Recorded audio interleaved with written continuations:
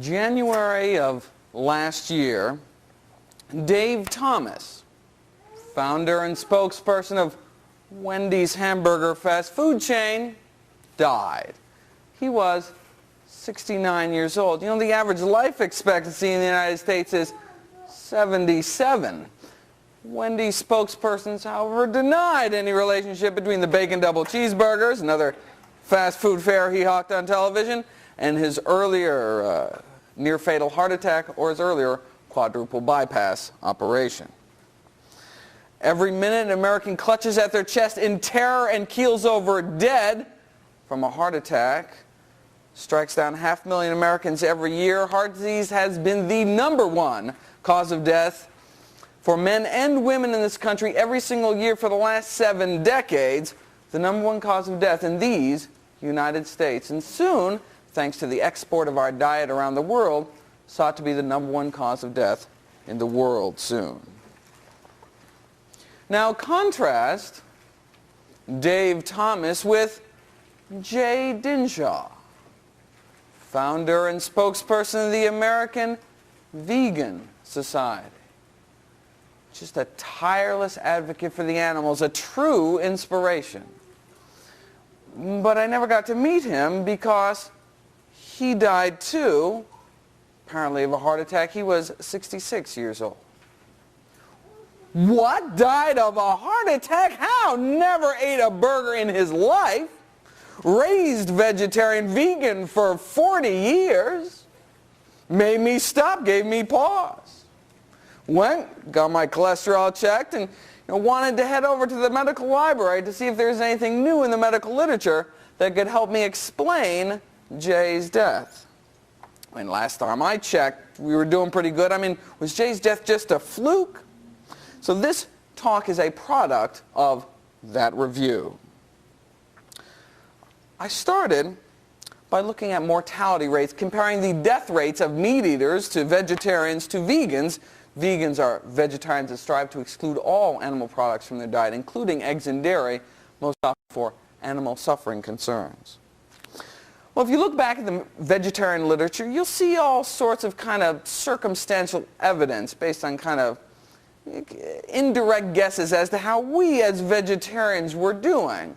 So you could point to research that said that, for example, those that ate lots of fruits and vegetables lived longer, and hey, we eat lots of fruits and vegetables.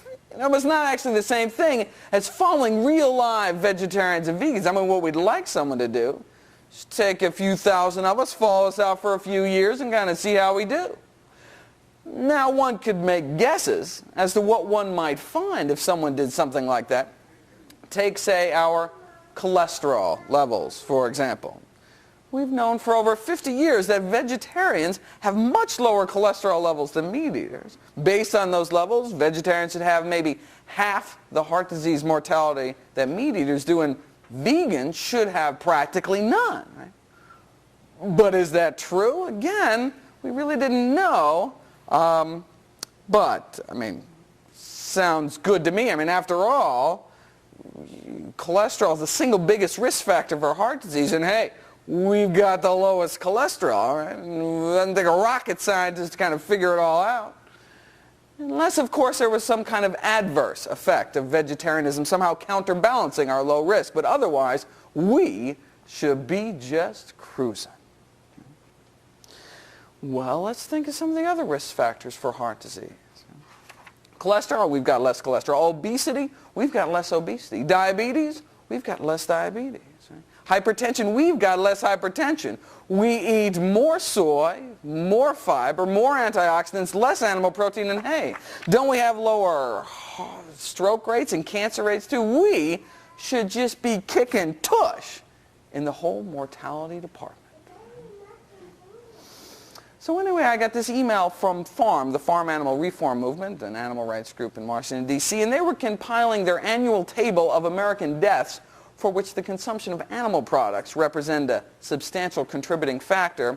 And so they asked my medical opinion as to exactly which diseases those were. So I said, aha, finally, a chance to go to the medical library and see if indeed there's anything new that could help explain Jay's death, to answer that nagging question about Jay Dinshaw that continued to haunt me. Now, whenever I take on a new research project, the first thing I do is look at the latest research, which is what I'd like to share with everyone today. So I went to Harvard's Medical Library, probably the best in the world, half expecting more estimates, more guesses as to how we as vegetarians were doing. Little did I know we had real data now, actual studies that took thousands of vegetarians and followed them out for years. So finally, real data, the latest data on vegetarian mortality rates. I was like drooling, right? Finally. Maybe we were doing even better than our estimates, right? All right, well, this is what I've been waiting for. A study of 8,000 vegetarians followed for 18 years. Ooh. I didn't wait to go back to my seat, didn't wait to go home. I just stood there in the newly received journal section. This was just published last year, 2002, and read it. I stood there and my jaw dropped. Stunned into silence, shocked at what I saw. They reported no difference between the mortality rates of meat eaters compared to the mortality rates of vegetarians. No difference. But wait a second, it doesn't make any sense. What are the top 3 killers in the U.S.? Heart disease, cancer, stroke. How could we be dying at the same rate as meat eaters? It doesn't make any sense. Well, there are 3 findings I'd like to investigate with everyone today, and that's finding number 1. Why do meat eaters seem to live just as long as vegetarians? And not only did vegetarians not seem to live longer, they had basically the same cancer death rates too, the same number of colon cancer deaths, the same fatal stroke rate, and this is what I've been worried about, the same rates of fatal heart disease. They found no difference in the risk of dying from a heart attack between those that ate meat and those that didn't eat meat. I'm saying, doesn't that go against everything we know, though? Right? What about our cholesterol? What's counteracting all of our natural potential as vegetarians? Right? Now, we don't have more heart disease than meat eaters, but certainly more than we should. Right? So I went down the list of mortality rates for all the other diseases. Same mortality rates from stroke, heart disease, same difference, same. Okay, well, at least out of the list of the top dozen or so things people die from, there were at least 2 classes of diseases for which the mortality rates were significantly different between vegetarians and meat eaters. Unfortunately, they were not in our favor. Some of the data suggested that vegetarians seem to have a 50% greater risk of dying from breast cancer, for example. But that was explained away by the fact that vegetarians tend to have less children, which is a well-known risk factor for breast cancer. So vegetarianism probably has nothing to do with breast cancer mortality. I just want to make that clear. But the second finding is less easy to explain away.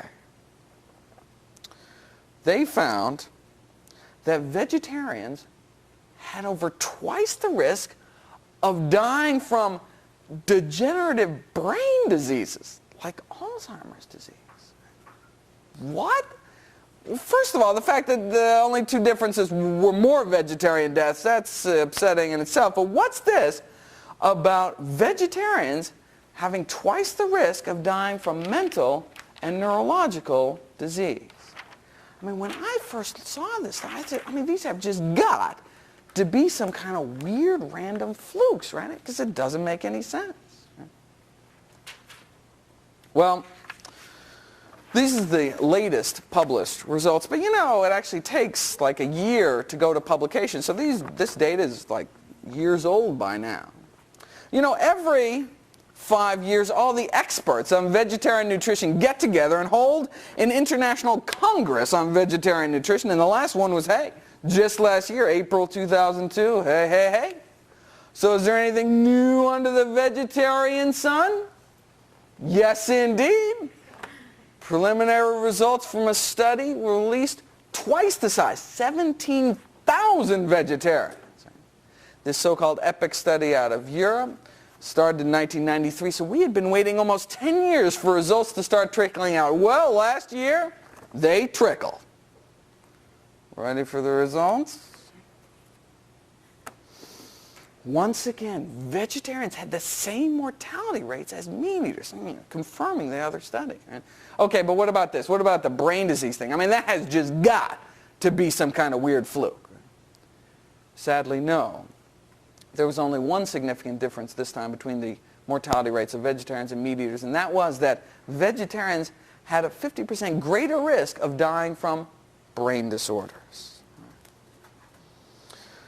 Now, right now, all the smug vegans in the room are thinking, I know what's going on, right? Isn't milk just liquid meat? Right? All that saturated fat and cholesterol, and indeed, dairy is the #1 source of saturated fat in the American diet. Right?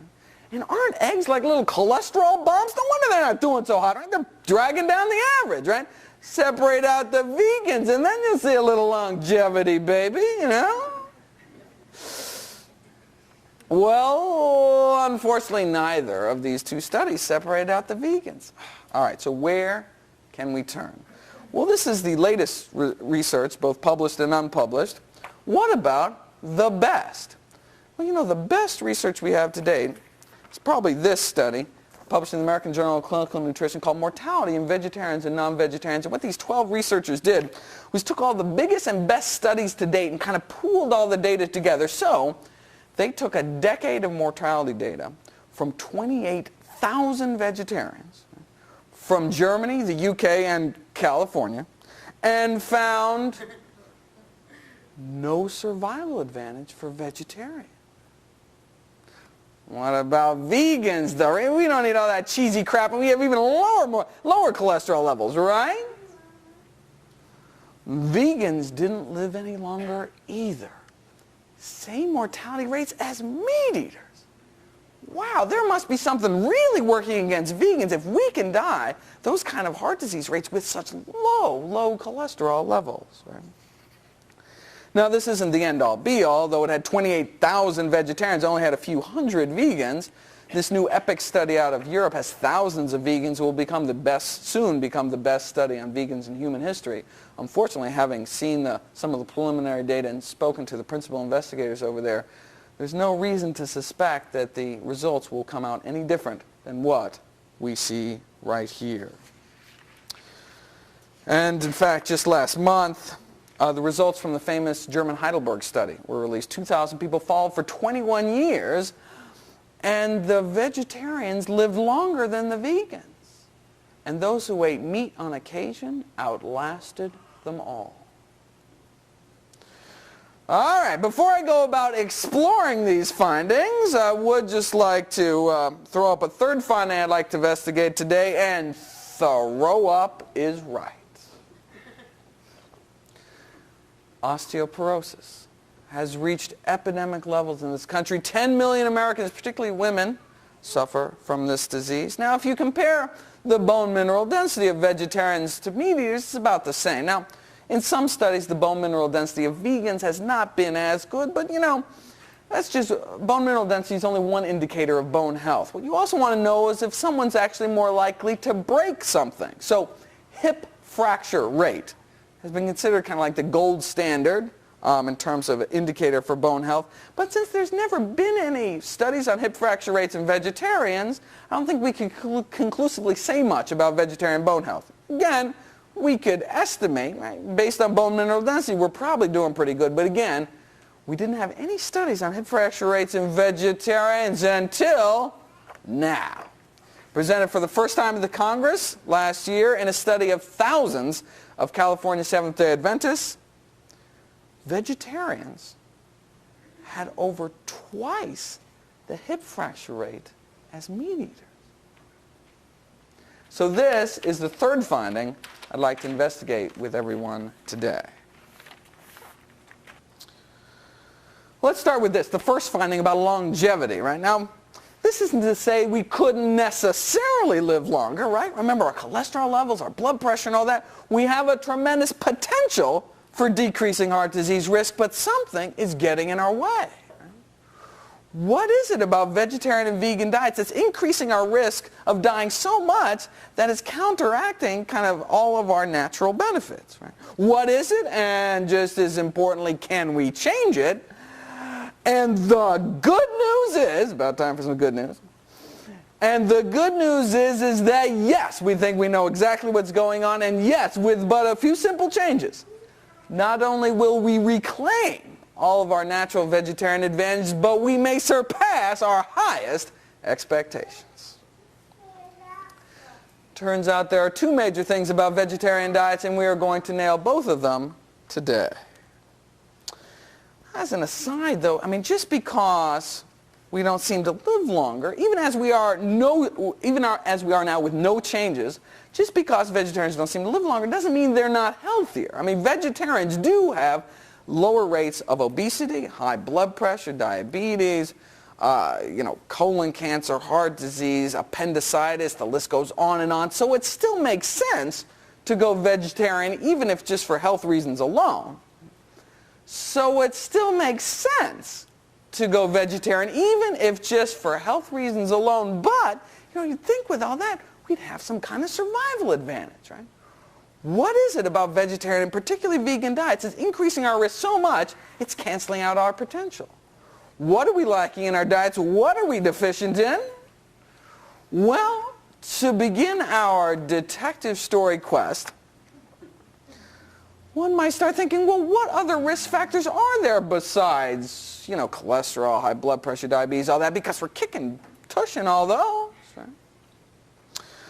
Well, to answer that question, one might ask, well, what interventions have been shown to decrease heart disease risk, right? Not eating meat didn't seem to help much. So what has been shown to help? Well, if you take people who've already had a heart attack and therefore at high risk of having another one, and you put them on cholesterol-lowering drugs, their risk of subsequently having another heart attack and dying drops by about 20%. Right? Yeah, but for those at high risk minus 20% is still high risk. So then they gave people fish oil capsules, dropped their risk of subsequently dying by about 30%. Not bad, but let's just cut to the chase here. I mean, what's the best results anyone's ever gotten? Well, there was this one study in which heart disease mortality dropped over 70%. Cancer death rates were cut in half too. What did they do? Researchers were sitting around one day in France looking at heart disease data, evidently something researchers do in France. They were looking at a graph of heart disease mortality versus cholesterol levels. And not surprisingly, the graph looked like this. Right? The more cholesterol you have in your blood, the higher your risk of dying from heart disease. We've known about this forever, right? So let's say this is data from the United States. Now, but when you did this exact same thing, but charted people who lived in the Mediterranean region of Europe, you got a different graph. You got this. Now, notice same relationship, right? I mean, the more cholesterol you have in your blood, the higher your risk of dying from heart disease. But check this out. At the exact same cholesterol level, those living in southern Europe around the Mediterranean have much lower rates of heart disease. Well, that's kind of weird. So they said, what the heck? I say what the heck in French, but they took these 600 heart patients and put half of them on a Mediterranean diet and put the other half on a so-called American Heart Association strict prudent step 2 diet in what was to become known as the famous Lyon Diet Heart Trial. After just 2 years, the survival benefit was so extreme in the Mediterranean group that they had to stop the study prematurely. An ethics committee came in and said it was just too unethical to keep feeding people the American Heart Association diet because there were so many more deaths in that group. And the results appeared quick, too, the survival advantage. After just 1 year, you could already see the results, whereas in those cholesterol-lowering drug trials, it took like 3 to 4 years to get that wimpy little 20% benefit. And now, after 2 years, 70% drop in cardiac mortality? Wow. All right, so researchers took blood from everyone, analyzed their diets trying to find out what it was about this diet that had such a magical effect. So we have the Mediterranean group.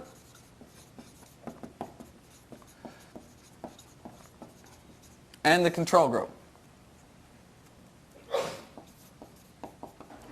So well, the first thing they did was looked at cholesterol levels. Right? After all, cholesterol is the single biggest risk factor for heart disease, and found that after 2 years on this American Heart Association diet, their average cholesterol was 239. What's your cholesterol supposed to be? A lot less than that, absolutely. Whereas in the Mediterranean group, after 2 years on the Mediterranean diet, their average cholesterol was 239. Exactly the same. Wait a second, 70% less cardiac mortality and the exact same miserable cholesterol? What's going on? So they looked at everyone's diet. What were these people eating? Right? Was the Mediterranean group eating a lot more fish or something? Isn't that supposed to be good for your heart? Well, no. The Mediterranean group was not eating significantly more fish. What they were eating more of, they were eating more fruits, more vegetables, more beans, more whole grains, less meat. Well, you know, wait a second. We do that. We don't have 70% less cardiac mortality. What's the deal? Well, digging a little deeper, they think they've found the deal. One of the most significant differences between the Mediterranean group and the control group was what's called an omega-6 to omega-3 ratio. The omega-6 to omega-3 ratio of the control group was 20, and the Mediterranean group, it was 4. All right, well, what's an omega-6, what's an omega-3, and why does the ratio make any difference? Well, fats and oils are made up of constituents called fatty acids.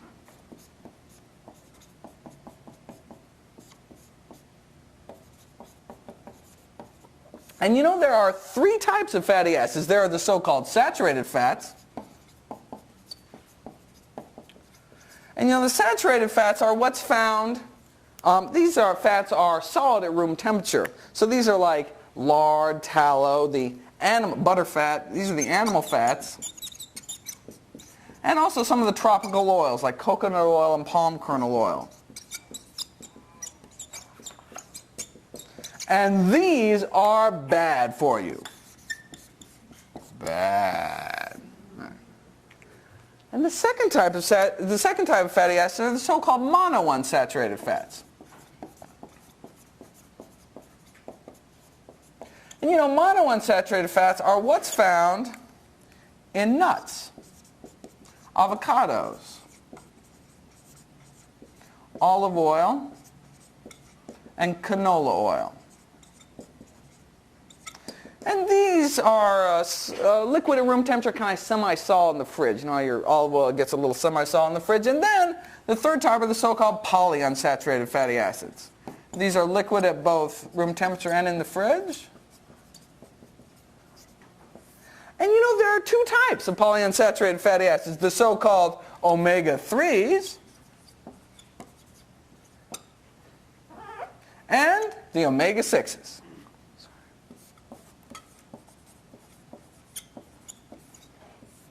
Omega-3s are found in dark leafy greens, walnuts, hemp seeds, flax seeds, and flaxseed oil. Omega-6s on the other hand are found predominantly in cottonseed oil, corn oil, safflower oil, and sunflower oil.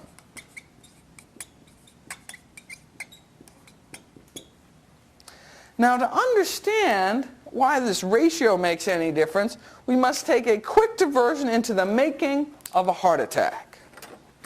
we all start out with wonderfully healthy coronary arteries when we're born. And the reason why coronary arteries are so important is because they supply the very blood supply to our heart muscle to allow it to pump. But then for some reason the inner lining of our arteries gets injured, and that injury can lead to inflammation. And that inflamed area of the arteries can lead to the buildup of oxidized cholesterol. And so inflammation is called the so-called fatty streak stage of atherosclerosis, and that buildup of oxidized cholesterol is the so-called atherosclerotic plaque stage, and that plaque can burst, forming a clot in your coronary arteries, cutting off the blood supply to a region of your heart, and that can lead to sudden death, a fatal heart rhythm, or just damage your heart and set you up for another heart attack or heart failure or all such of other terrible things. Now, up until now, all the attention has been focused on this stage. You know, the buildup of oxidized cholesterol. And you know, that's the stage we rock at. Not only do we have much lower cholesterol levels, but because of all the antioxidants we eat in our fruits and vegetables, we keep what little cholesterol we do have from getting oxidized. Okay? But what about all these other stages? That's where omega-3s come in. There is an enzyme in our body that converts the omega-3s we eat to a magical substance called EPA. And some of that EPA goes on to produce magical substance number 2 called DHA.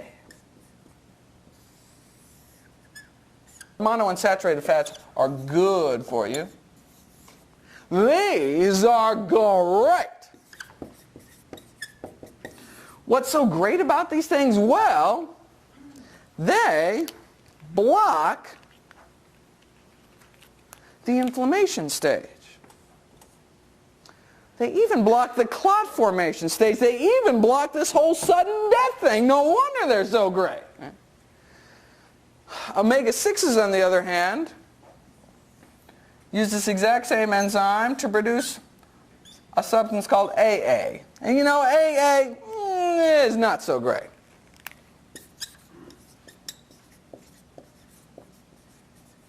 But you know, we need both of these in our diet, omega-3s and omega-6s, because these are the so-called essential fatty acids, meaning our bodies can't make them, we need to take them into our diets.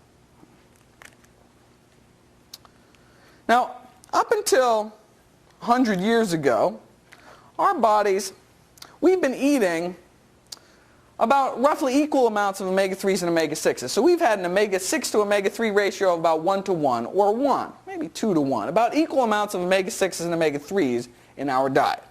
You know, and our body's smart. It knows all about this great and not so great thing, right? So when we eat about equal amounts of omega-3s and omega-6s, this enzyme prefers omega-3s. Right? And so when you eat about equal amounts, this enzyme kind of makes omega-6s wait in line, and so you make a lot more of this stuff and less of this stuff, and that's great. But then, about 100 years ago, things started to change. Guys with names like Wesson developed all sorts of new ways to industrially produce cooking oils like cottonseed oil, which are just loaded with omega-6s. Now, when you start, and so over the last 100 years, our omega-6 to omega-3 ratio has been rising as we've been eating more and more foods containing things like cottonseed oil and corn oil. And so we've been really flooding our system with omega-6s. And although this enzyme does like omega-3s better when you just swamp your body with omega-6s, this poor enzyme is overwhelmed, makes the omega-3s wait in line, and you make a lot more of this stuff and less of this stuff, and that's not so great. Well, what's not so great about this AA stuff, or arachidonic acid? Well, it actually goes on in our body to produce inflammation. In fact, this is actually how aspirin works. Aspirin blocks our body's ability to produce inflammation from the omega-6s we eat in our diet. And that's why many health professionals would have people at high risk for heart disease take an aspirin a day. All right, so the ideal ratio, intake ratio, should ideally be less than 4 to 1. 4 omega-6s for every 1 omega-3. Now you say, wait a second. I thought the omega-3s were the good ones. Well, yes, indeed, but again, this enzyme prefers omega-3s, such that you can eat 4 times as many omega-6s and only 1/4 the amount of omega-3s, and you still make all the EPA and DHA you need, or at least that's the theory. All right, so 4 to 1 or less. Well, so if you look at the latest studies, meat eaters, the ratio for meat eaters was about 7 to 1. Not so good. The ratio for vegetarians, though, was 10 to 1. And the ratio for vegans was 15 to 1. There was a recent study on vegan kids that found a ratio of 44 to 1. Just off the charts. Right? All right, well, where do most people get their omega-3s? Well, in this society, mostly from fish, some in poultry, a little in eggs. And not only are vegetarians not getting enough omega-3s, but it turns out in surveys that for some reason vegetarians are getting 2 to 3 times as many omega-6s as the general population. For some reason, vegetarians and vegans are just eating a lot of processed foods containing cottonseed oil and corn oil. And meat eaters can cheat. The flesh of oily fish like sardines contains preformed EPA and DHA. Right? So fish eaters don't have to worry so much about this ratio, don't have to worry so much about this enzyme, because they're getting EPA and DHA directly into their diet. And that's why you give people fish oil capsules and their risk of heart disease drops, dying from heart disease drops about 30%. And that's the reason why the American Heart Association recommends 1 to 2 fatty fish flesh meals a week. And that's reason number 1 why vegetarians may not be doing as well as we should. Right? Okay, so what's a vegetarian to do? Right? Well, how do we get our ratio down? Our ratio down to facilitate the making of this stuff and less of this stuff. Well, wait a second. Maybe if we ate more omega-3s and less omega-6s, that would work. All right, well, where do we get omega-3s from? Yes, indeed, greens and walnuts, but you would have to eat a lot of spinach salads with walnuts every day to get your omega-3s for the day. Thankfully, the most concentrated source of omega-3s on the planet is not fish, it's flax seeds. Flax seeds are one of the world's original health foods, been widely prized throughout history. Hippocrates used them. Mahatma Gandhi himself was right, ain't he always, when he said, wherever flax seeds become a regular food item among the people, there will be better health. He actually did say that.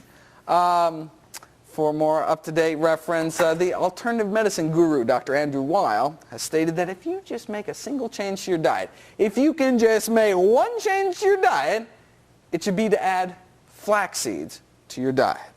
Right? So, well, how do you eat them? Well, you go to your natural food store like Green Star Co-op. And you can find them in the bulk section for 99 cents a pound. There are golden ones and brown ones. Nutritionally, they're identical, so pick your favorite color.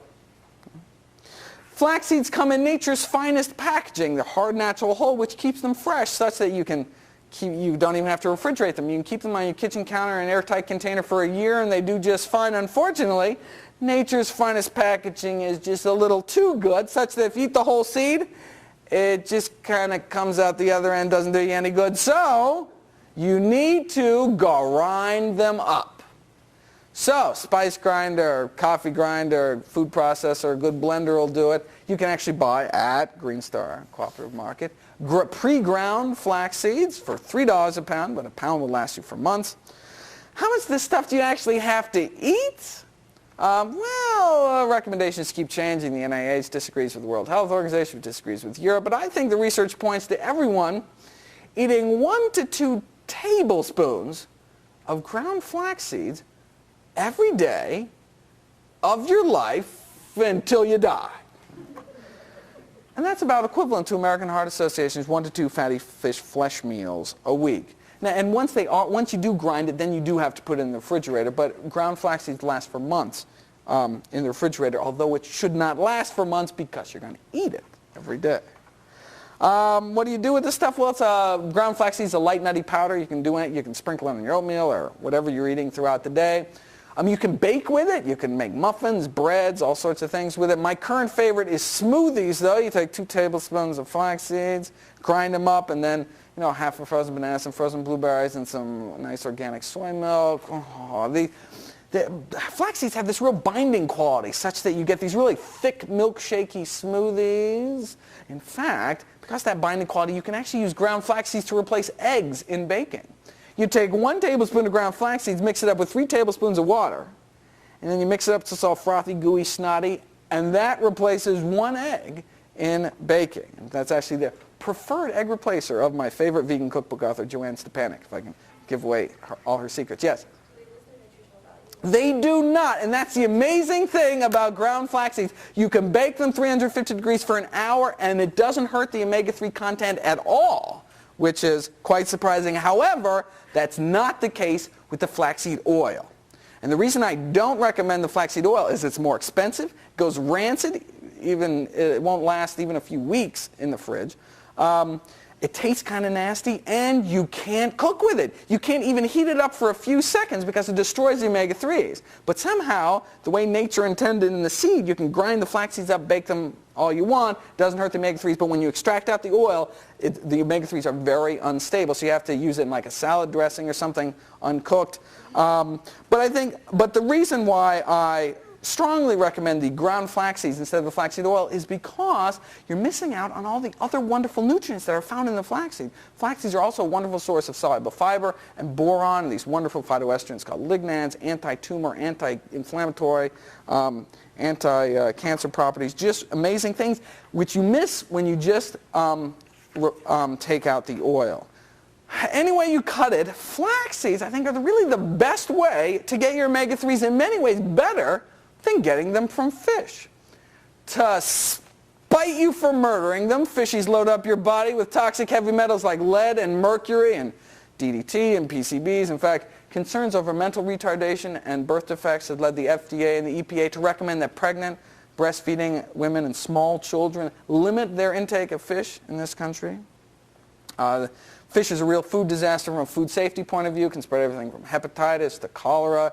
Certainly overfishing is a global environmental disaster, not to mention the poor fishies. So when a fish-eating woman comes into my office, I've just got to hold up my hand and say, just the flax, ma'am. Sorry. Okay, now if you look at the diagram, you see that's really only half the story. Yes, we have to increase our omega-3s, but we also have to decrease our omega-6s. Thankfully, that's totally easy. All we have to do is we go home tonight, and if we have any of the following oils, if you have any of the following oils in your house, cottonseed oil, corn oil, safflower oil, or sunflower oil, you are in need of an oil change. You should throw them the hell out, and instead, if you use oils in your baking, in cooking, which you don't have to, but if you do use oils, what oil should you use instead? There we go. Olive oil is the monounsaturated oils. The single best oil is olive. But it does have a distinctive taste which may not be appropriate for all your cooking needs, and so canola oil, particularly I recommend organic canola oil because of the GMO issue, is second choice. Okay, so anyway, back to that Lyon Diet Heart trial. Well, how did they decrease their ratio from 20 down to 4, exactly where we want it? Remember 4 to 1? All they did is they sat down with everyone at the beginning of the study for half an hour and said, look, go home, whatever fats and oils you have in your house, throw them away and replace it with olive and canola. That's all they did, and wham, 20 down to 4, right, exactly where we want it. So, see, now, we could do that, right? Now, see, they didn't have to eat flax because both sides were eating fish, but imagine what we could do if we took our flax, got rid of those oils on top of our cholesterol levels. Remember, they had 70% drop, and they had miserable cholesterol levels, right? We are just going to blow them away. All right. Going back to here, you'll see, if we have a lot of omega-6s in our diet and not a lot of omega-3s, it might lead to more inflammation in our body. And that's why a lot of people with inflammatory conditions like rheumatoid arthritis, etc., actually take like flaxseed oil therapeutically in large doses to kind of tip their balance over to the non-inflammatory side. And indeed, we're finding more and more diseases tend to have an inflammatory component to them. Diseases like Alzheimer's disease. Studies suggest that those people who were taking chronic aspirin long-term for whatever reason had 5 times less Alzheimer's disease. Right? Now, no one should take chronic aspirin long-term without a prescription, I think. But what we can do is, again, we can tip the balance over to the non-inflammatory side, eating more omega-3s, less omega-6s. So am I saying that the same dietary change that's going to decrease our risk of heart disease is also going to decrease our risk of Alzheimer's as well? Yes, indeed. All right, so we have explored the first reason why vegetarians aren't living up to our potential, or more accurately, kind of out to our potential. Reason number 2 is probably even more important. Let's go back to this heart disease flow chart here. You know, as vegetarians and vegans, we are blocking this step, the buildup of oxidized cholesterol. So if we, as vegetarians and vegans, take our flax, get rid of those oils, we are going to be blocking heart disease at every turn. Here, here, here, here. Well, yeah, every turn except here. Wouldn't it be cool if there's some way we could block this whole deadly cascade in the first place? Reason number 2 is homocysteine. The homocysteine story started in 1968 when a Boston pathologist by the name of Coleman McCauley saw these 2 kids. It's always bad when pathologists see people because that means they're dead. An 8-year-old boy and a 2-month-old infant both died of massive strokes. Turns out they both had a genetic defect which led to abnormally high levels of this toxic metabolite called homocysteine, which led to these damaged cholesterol-clogged arteries in these little kids. And, you know, Dr. McCauley sat down and said, you know, I wonder if this homocysteine stuff has some role to play in adult heart disease as well. Well, he, you know, like many brilliant discoveries in the medical field, he was laughed at and ridiculed for years, but now we know. Now we know that homocysteine is a vasculotoxin, meaning it directly damages our blood vessels. Even moderately elevated levels of this toxic substance have just been shown to be a setup for heart disease. Right? So now the goal is to have a homocysteine level under 10. This is just micromoles per liter. It's kind of how we measure it. Again, this is a toxic substance, so we want low levels in our blood. And so if you look at data from 2001, for example, meat eaters have an average homocysteine level of 12. Not so good. But ovo-lacto-vegetarians had an average homocysteine level of 16, and vegans, 19. Houston, we have a problem. Seems that people with homocysteine levels as high as 16 are at 3-fold risk of dying from a heart attack. It's been estimated that if we just had a 5-point drop in homocysteine levels in this country, we would save the lives of 56,000 Americans every year.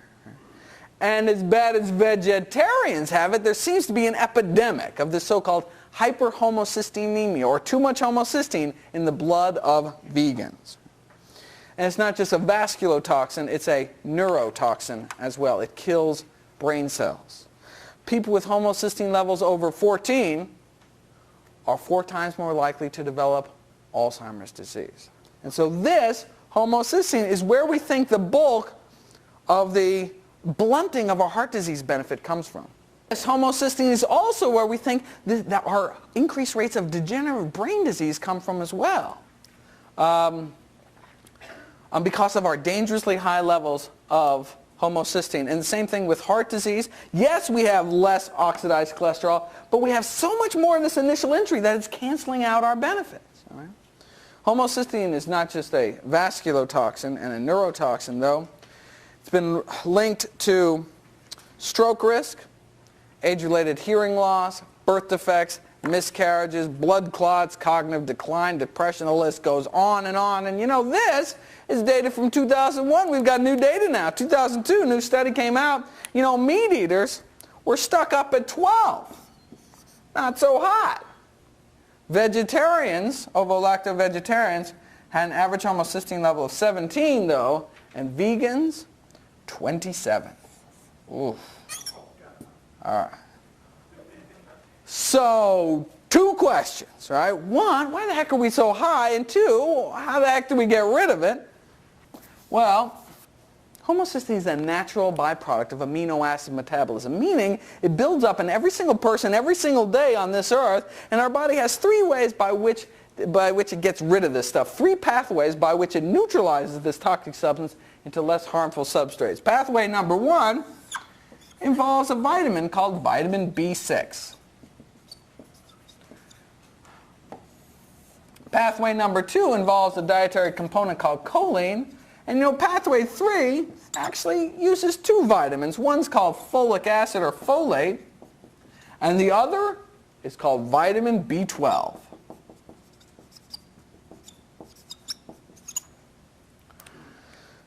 Pretty much everyone gets enough vitamin B6. It's found widely through animal and plant foods. Same thing with choline, found widely through the animal and plant kingdom. But folate is found almost exclusively in plant foods, and this vitamin B12, as many of you know, is found almost exclusively in animal-derived foods. This, folate, is the reason why meat eaters are stuck up at 12, right? They're just not eating enough fruits and vegetables, not getting enough folic acid. But this, vitamin B12, is the reason we have such terrible rates of hyperhomocysteine, or we have such dangerous levels of homocysteine. More and more evidence is accumulating that we, vegetarians and vegans, are just not getting enough vitamin B12 to adequately lower our homocysteine levels. And it turns out for vegans, some vegans aren't even getting enough B12 to avoid the classic B12 deficiency disease. Right? It used to be thought, you don't need to worry about your B12 because you need so little, and it's kind of on everything and you store it up for years. What's the big deal? Severe irreversible brain damage. That's the big deal. Right? Well, what about herbivores like gorillas, right? They don't take no B12. They seem to be doing pretty good. Well, they also eat bugs, dirt, and feces. If you also want to eat bugs, dirt, you may also not have to worry about your B12. But if, for whatever reason, you choose not to, you need to get your B12. Contrary to popular vegan myth, clinical B12 deficiency, meaning symptomatic B12 deficiency, is not uncommon. And I will spare you the gruesome scare stories of the vegans that have died, went blind, were paralyzed because of not enough B12. I mean, do we want articles in the medical literature published with titles like subacute combined degeneration of the spinal cord in a 14-year-old due to a strict vegan diet? This poor vegan kid in Philly got paralyzed, right? Even one of these is way too many, right? So the evidence is perfectly clear. You either eat B12 fortified foods or take B12 supplements. Right? I don't need fortified foods there, partner, because I get all the B12 I need from fermented foods like tempeh and miso and sea vegetables. No, you don't. It used to be thought that lots of plant foods had B12 in it, but actually we were using a faulty test. We were using a test that didn't differentiate between active B12 and these so-called inactive B12 analogs, which look like B12 to the test, but actually unusable by our body. So it actually, if we do take in these B12 analogs, it may actually kind of clog up our B12 machinery and act as anti-B12. Wait a second, can't I just go into my organic backyard garden and kind of pull up a carrot and not scrub all the dirt off? If I may turn your attention to one of the most prestigious sources of vegetarian nutrition knowledge, the Vegetarian Nutrition and Health Letter out of Loma Linda University, March 2002, they had a great article called The 10 Most Common Myths About Vegetarian Diets, and myth number 1 was, drum roll please, vegetables grown in B12-rich soil can meet vitamin B12 needs. It's a myth. It's not true. Okay, so I'll get into the nitty-gritty exactly how we should get our B12 in just one moment. I cannot help but mention one last study. The results from a really landmark study were released last year at the Congress by this Australian researcher who took all these vegetarians who had low B12 levels and had them fill out a well-being questionnaire, kind of how you're feeling, how you're doing, what's your mood, and then gave them B12 for a couple months, and then had them come back, fill out the survey again, and found that those whose B12 levels rose had highly significant improvements in well-being compared to like the sugar pill group. Right? So, and they felt better. They just had more reserve energy. In fact, my favorite anecdote is from Alex Hersheft. He's the president of FARM, founded Meat Out Day, president of the Animal Rights Conferences. He told me he was feeling tired and sluggish. Then he took his B12 and it was like wham, in his words, quote, "The effect was almost immediate and remarkable. My stamina and energy level are up and I feel middle-aged again instead of a tired old man." So take your B12. Odds are you'll feel better. Right? Your homocysteine levels will go down and you'll reduce your risk of getting paralyzed, demented, and dead. All for just pennies a day. You cannot get too much B12. You just kind of get expensive urine. So you cannot take too much B12. Now your body can only absorb a certain amount, so you can't just go a couple months and take a whole bottle, right? But you need a regular, reliable source. But no, you cannot get too much B12. You just kind of excrete it out. And no, in fact, pregnant women really need to get B12 because they're getting B12 for two. What about lacto-ovos? Well, ovo-lacto vegetarians, those who eat eggs and dairy regularly, probably get enough B12 to avoid the outright B12 deficiency disease, but aren't getting enough B12 to adequately lower their homocysteine levels. It's kind of like vitamin C and scurvy. To avoid scurvy, the vitamin C deficiency disease, you just need like 6 milligrams of vitamin C a day. It's like nothing, right? Now, but if you actually want a functioning immune system and all the other wonderful things that vitamin C in foods does, well, you need it like 10 times that, like 60 or 100 milligrams a day. See, that which you need to avoid deficiency is not necessarily what you need for optimum health. The same thing with vitamin B12. About 25% of all ovo-lacto vegetarians have a functional B12 deficiency, meaning their homocysteine levels are just too high. And that figure may be more like 80% for vegans who've been vegan for 2 or more years. So B12 deficiency is actually not uncommon at all in the vegetarian community, but it needn't be so. Right? Nothing's written in stone. All we need to do is get our B12. And the studies have already been published. You take a whole bunch of vegetarians and vegans, you give them B12, and wham! Their homocysteine levels drop like a rock down to 8. Not up at 12? No. The only reason the meat eaters are stuck up at 12 is because they're not eating enough fruits and vegetables, right? But we can take advantage of our folate intake, right? And as soon as we get our B12, wham, down to 8, down into the safety zone. All right. And meat eaters are catching on. This, in a recent study called Vegan Diet-Based Lifestyle Program Rapidly Lowers Homocysteine Levels. They took these they took these meat eaters, put them on a vegan diet for 1 week. 1 frickin' week, and found that those with the highest homocysteine levels had their homocysteine levels drop by over 20%, right? The vegan diet is like magic. But now these were meat eaters, so they're like B12 coming out their ears, right? I mean, but all they needed was some fruits and vegetables to bring their homocysteine levels down. But imagine what we could do. We get our flax, get rid of those oils, take our B12, on top of our cholesterol levels, our blood pressure and all that, we are just going to walk all over them. All right. So what we need to do to fight homocysteine, vitamin B12 in B12 fortified foods or supplements. If you want to do supplements, there's kind of 2 ways you can do them, weekly or daily. Probably the simplest method is to chew up 1 B12 tablet containing 2,000 micrograms or more once a week. So you can go down to Green Star Co-op and get these 5,000 microgram tablets. And so you can cut them in half and just take 1/2 of one of those pills once a week. Share a bottle with your friends. Comes out to be about $5 a year. Pick a day of the week. You know, I know my B12 day is Monday. I know every Monday I got to update the Mad Cow page, take my B12. You know, it's kind of part of my life. You know, that's what. B12 is indeed water soluble. So it just stays, you can take it once in a week and that's enough? You can, if you take high enough doses, you can take once a week because your liver actually stores it up. Although you can certainly, if you don't like to take, if it's hard for you to remember to take something once a week, and rather get into the habit of taking something once a day, then you have to take much less, 100 micrograms once a day. So if you have a multivitamin or something you take once a day, you should check to see if it has 100 micrograms or more of vitamin B12. And all B12, thank you for that question, all B12 in supplements and fortified foods is vegan. It's bacteria derived. It's all, they just put it in a stainless steel tank. None of it is animal derived. It's just too expensive. So having said that, some of the other filler ingredients might not be vegetarian. It might have gelatin in the capsule or something, but the B12 itself is vegan. All right. Now, for those of you who don't like taking supplements, well, you can get all the vitamin B12 you need by eating B12 fortified foods. The only thing you have to remember is if you rely exclusively on B12 fortified foods, you need to get at least 2 servings a day, separated by like 6 hours. So if in the morning you have a cup of B12 fortified soy milk, then in the afternoon or evening you can have something else with B12, like a teaspoon of the Red Star Vegetarian Support Formula nutritional yeast, or a lot of the fake meats and rice milks and soy milks and breakfast cereals, cornflakes, Raisin Bran, Grape Nuts. They all have vitamin B12 in them.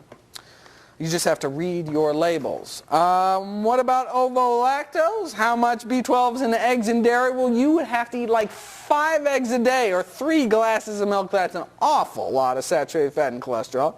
Certainly would not recommend that. Okay. I don't seem to have those. Did you give me a stack of? Oh, there they are back here.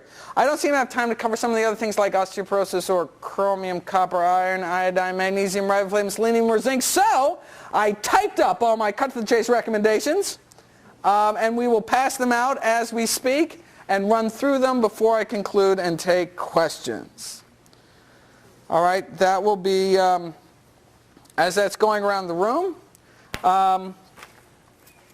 Dr. Michael Klaper, in part based on his vegan health study, describes the status of minerals in the diets of many vegetarians and vegans as underappreciated, underconsumed, and underabsorbed. Right?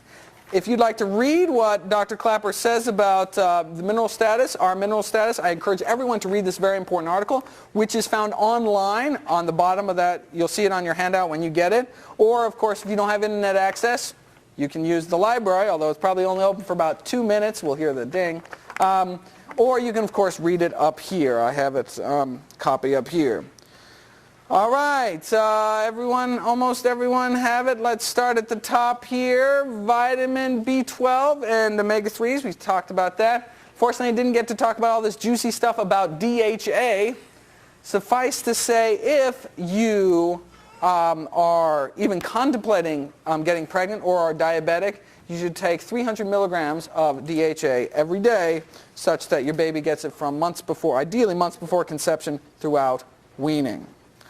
And there are vegan sources in VeggieCaps available. It may actually be reasonable for all non-fish eaters to take DHA. It is an unanswered research question at this point. That is in addition to flaxseed for diabetics and pregnant and breastfeeding moms. Yes, indeed. And may be appropriate for everyone. That's an unanswered question.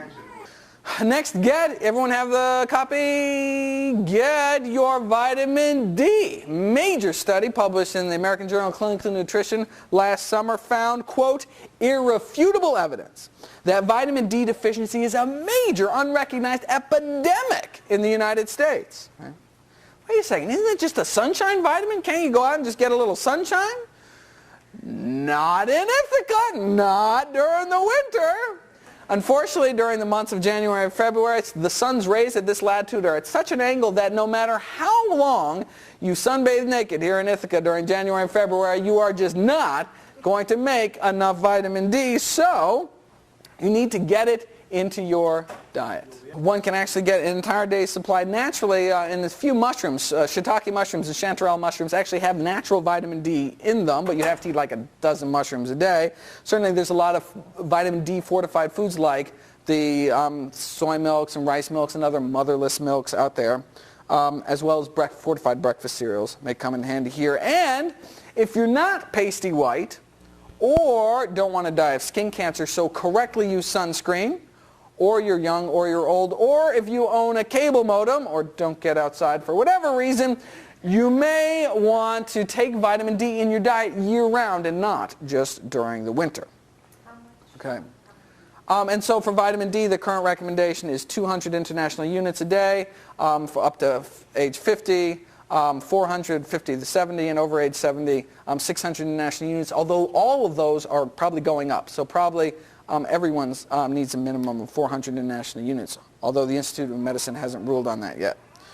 All right, next, 700 to 1,000 milligrams a day of calcium.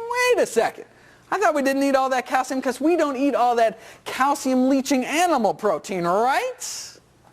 Well, if I may point you back to the 10 most common myths about vegetarian diets, and this article is a full text online. You can see it, the URL is on the bottom of that handout. And myth number 2 is vegetarians need less calcium than meat eaters. It's a myth. It's not true. And I don't have a lot of time to talk about calcium, although I certainly can do it in question and answer. I would refer everyone to this very important article written by Ginny Messina called Hip Fracture Rates and Vegan Calcium Needs. And again, that article is online or up here. So, are you eating 3 cups of kale a day? 3 cups of bok choy, 3 cups of collards? Well, you should. That's how everyone should get their calcium. Or drinking 3 cups of calcium-fortified soy milk or 3 cups of calcium-fortified orange juice. If you're not, you're probably not getting your recommended daily intake of calcium, so you may want to take a calcium supplement. I'd be happy to talk about calcium supplements if people are interested at the end. Now, you could drink the milk from a cow, but nutritionally, cow's milk is not the best source of calcium. It doesn't have lots of the wonderful things that dark green leafies have that are very important for your bone health, like vitamin K and boron and vitamin C, all important for bone health, but missing in dairy milk. And dark leafy greens don't have a lot of things that you don't want, like the saturated fat and cholesterol and antibiotics and hormones and pus and all those other things that we don't want in milk, and retinol. Vitamin A palmitate, this animal-derived vitamin A that's added to the low-fat milk supply and is thought to critically weaken people's bones. That's why in the Harvard Nurses study, which looked at over 68,000 women, found that those that drank the most milk had the most fractures. And the reason they think is because the low-fat milk, they were all health conscious, so drinking low-fat milk, right, because they didn't want to die of heart disease, drinking low-fat milk, and low-fat milk has this vitamin A palmitate or retinol added to it, and is thought to interfere with bone metabolism. And that's why we think these Seventh-day Adventist vegetarians out in California were breaking their hips so often, because they were all health conscious and drinking lots of low-fat milk, and that was weakening their bones. We won't know that until it's actually published, but that's the leading hypothesis at the moment. Iodine. Alarming rates of iodine deficiency have been found among British vegans because they don't iodize salt over there. Now, the British milk drinkers were protected because they use iodine-containing disinfectants to disinfect the milk processing tanks and kind of leaches into the milk. It's kind of gross. But low iodine intake can lead to hypothyroidism, which can lead to high cholesterol and high homocysteine. So, if you don't use iodized salt or eat sea vegetables, right, or drink milk, you need to get iodine from somewhere, and so you may want to take a supplement or eat some sea vegetables. If you're one of those that uses natural sea salt, don't. If you use table salt, which is not a good idea for your health, but if you use table salt, you should use iodized table salt. It's a convenient way to get your iodine. And the best article I've seen to date on this is this written by Stephen Walsh in the Vegan Society. And so, again, this iodine article is available online and up here as well. Iron. Given the new RDAs in the United States, it would seem the only way a vegetarian woman could get enough iron is to eat rusty nails every day.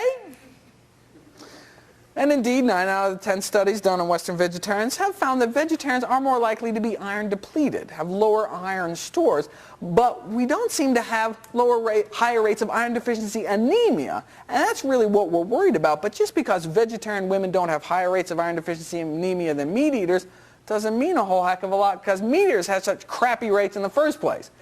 Basically, 1 in 20 menstruating women in this country have iron deficiency anemia, which is a serious disease. So, vegetarian women, eat your beans, greens, grains, and nuts, and eat vitamin C-rich foods with your meals, which enhances iron absorption, as well as getting yourself screened for anemia every year or every few years, like when you get your PAP.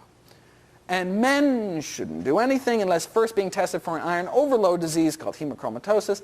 If you think you're anemic, you should really get tested. I don't think anyone should just take iron supplements without a prescription. Selenium works as an important cancer-fighting antioxidant. A problem for Northern European vegetarians because they have selenium deficient soil. Not a problem for North American vegetarians, but if anyone has any British, Belgian, Swedish, or Slovakian vegetarian friends, you may want to tell them to eat some Brazil nuts every month. All right, not a day should go by without everyone eating greens, beans, nuts, whole grains, and fresh fruit. All right, so what's so good about greens? What's not good about greens? It's the healthiest single thing that we can possibly eat. Right? Eating just one serving of dark leafy greens or broccoli every day and you cut your risk of hip fracture in half. Right? I am just in awe of greens. You should eat them every day. While we're on the subject of best and worst, the greens are the best thing we can eat. Anyone know what the most toxic or dangerous food or food ingredient in our current food supply is? What's the worst? Sugar's bad, but there's worse. Soda is bad, but there's worse. Coffee, yeah, a lot of coffee is bad, but there's worse. Shout it out.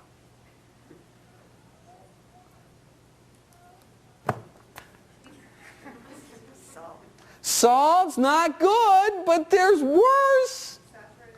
Saturated fat is bad, right? Bad, but there's worse. White flour is bad, but there's worse. Corn oil is no good for you, but there's worse. This cannot be the first audience. I've been on the road 11 months. Come on. Not the, I want to breathe. All right. What? Plutonium. Trans fats, hydrogenated oils. All right. Trans fats are, these toxic trans fats are found only one place in nature, animal fats. All animal fats contain these toxic trans fats. But thanks to better living through chemistry, the food industry found a way to synthetically create these toxic fats by hardening vegetable oil in a process called hydrogenation, which rearranges their atoms and makes them act more like animal fats. And the national, so there's, good fats, there are bad fats, then there are killer fats, and those are these trans fats. The National Academy of Science just a few months ago published this damning report on trans fats and said the only safe intake is 0. That the upper limit tolerable intake daily is 0. Now wait a second, if the National Academy of Sciences is saying the only safe intake is 0, and it's only found in animal foods and processed foods. Are they telling everyone to go vegetarian? Right? That makes sense. Well, actually they didn't. So they were challenged on it, and one of the authors of the report responded to the challenge, a nutritional epidemiologist at the Harvard School of Public Health, responded to the challenge, and he said, quote, "We can't tell people to stop eating all meat and all dairy products," he said. "Well, we could tell people to become vegetarians," he added.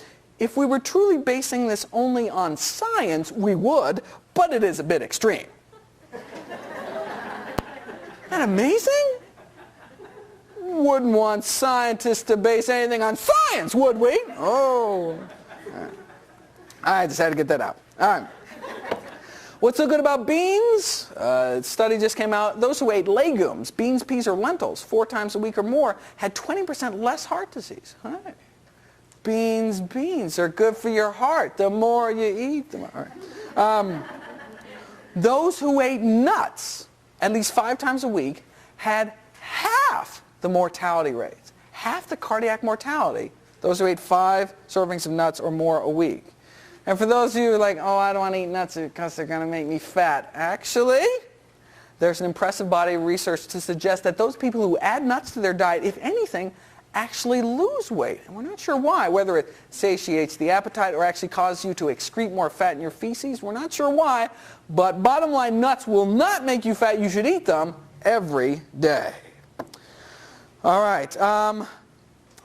What kind of nuts? Basically any nuts except coconuts and chestnuts. So, And peanuts, although they're technically legumes, have a nutritional profile which closely resembles other nuts. And so again, any nuts, nut butters, cashew butter, almond butter, there's some nuts that are a little better than other ones, but basically nuts are nuts. But I could go specifically down to list of better and worse later on.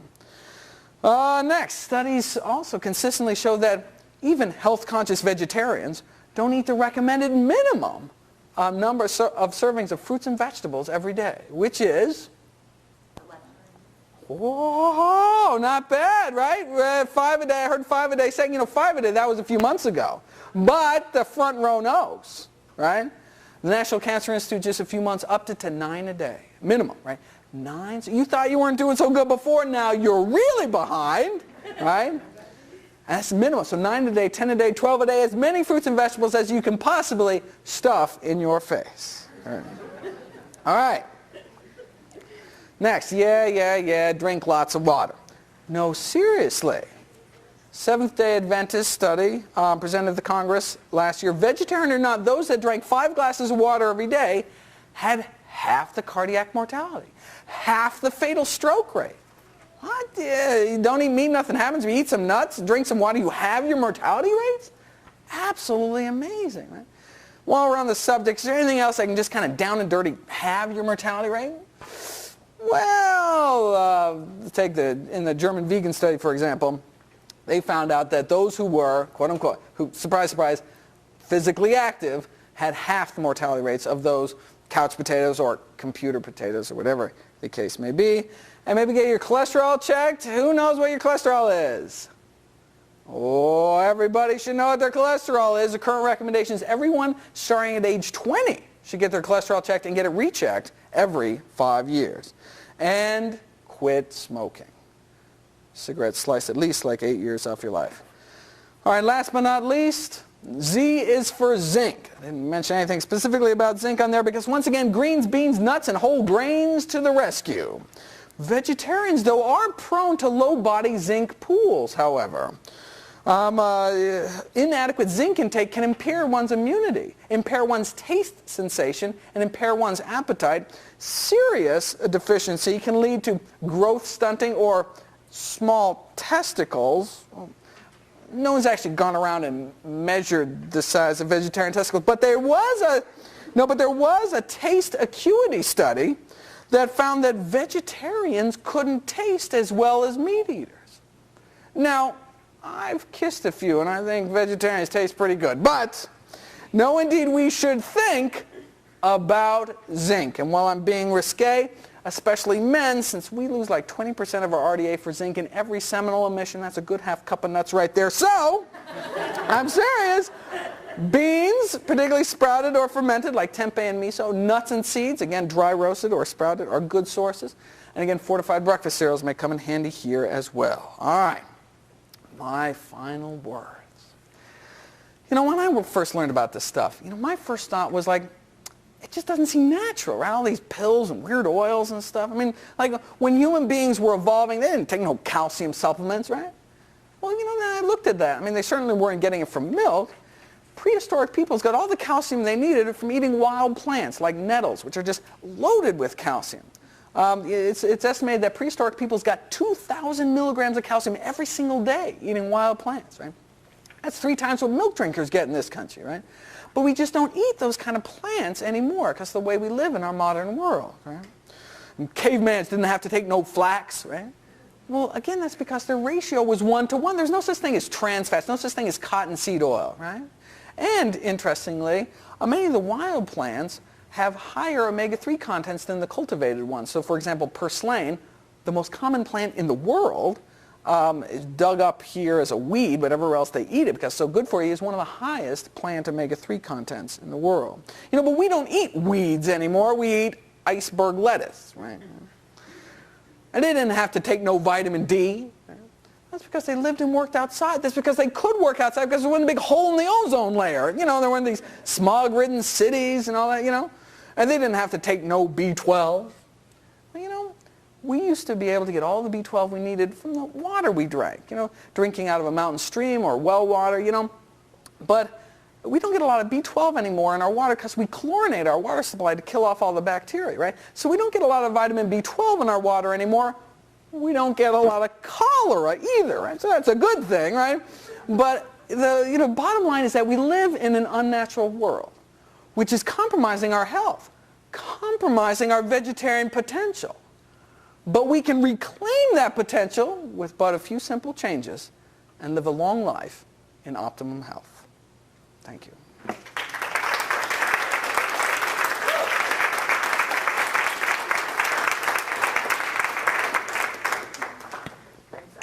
The question was, well, wait a second, can you just, I mean, it does have to be 5 glasses of liquid a day, or can it, does it specifically water? What about tea and juice? This study, the answer is we don't know. This study asked specifically glasses of water or glasses of non-water, right? And it found out that those that drank 5 glasses of water had half the mortality rates, but those that drank other liquids other than water, that big category, actually had increased mortality rates. Probably because they were drinking soda and milk and some other things, right? So basically we don't know. I would assume that herbal tea is equivalent to water. I mean, that just makes sense to me, but I mean, that's an unanswered research question. We really don't know. What about soy?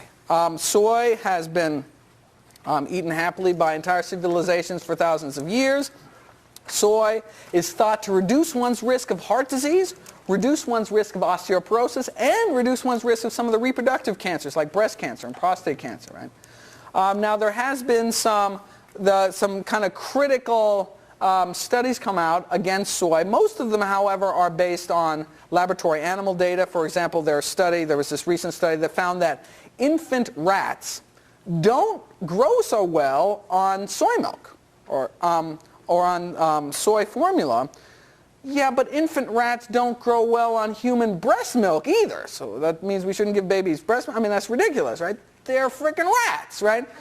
So I give very little credence to that kind of work. Now, there's only really one disturbing human study, period, and that's the Honolulu Heart Study, which was a good study. It took thousands of people, followed them out for decades, and did find that those who ate tofu in midlife actually had accelerated cognitive decline later in life.